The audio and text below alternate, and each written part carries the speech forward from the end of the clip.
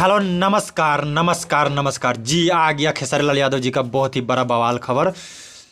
जी ये गाना है होली सॉन्ग। जी हाँ, होली सॉन्ग आ रहा है खेसारी लाल यादव जी का कल सुबह 15 मार्च का। कल खेसारी लाल एक बात और बता दूं, खेसारी लाल जी का कल बर्थडे भी है। जी हाँ, तो काफ़ी ज़्यादा धूम मचा देना है ना। तो खेसारी म्यूजिक वर्ल्ड से आ रहा है एक गाना होली का, होलिया में हिली। जी गाने का नाम है होलिया में हिली। इस गाने को खेसारी लाल यादव जी ने गाया है।